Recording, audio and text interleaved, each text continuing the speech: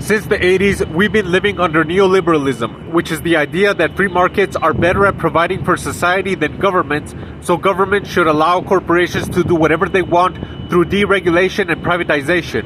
And although this sounds like an insane idea, back then in the 70s, the US had been struggling with stagnation and government inefficiency, which made neoliberalism seem appealing. But after 40 years, we've ended up with concentration of power and wealth at the top, so the promise of trickle-down economics never happened, a shrinking middle class, stagnant wages, and inflation, shrinkflation, and shitflation. Neoliberalism didn't address the real problem, abuse of power.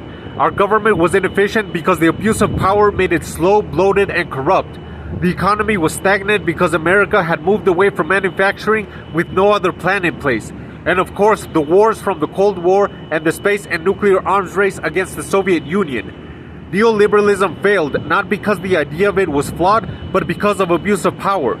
The dynamics of supply and demand do provide a natural flow of what is needed and where it is needed, but because the corporations were corrupt just like the government, they abused their power and left society with an affordability crisis. We need to call out corporations and governments on their abuse of power. The next time a politician runs for office, ask, are you going to sell us out to the rich, and how can we trust you that you won't? Same with corporations who advocate for changes in the law, because anytime something is privatized, it ends up more expensive and less efficient, which ends up proving neoliberalism doesn't work, not because it's a stupid idea, but because the rich abuse power. Please subscribe to this channel to support this organization of truth, life, and freedom so we can sue the government for abusing their power and trying to dump their responsibilities on private corporations who end up abusing their power as well.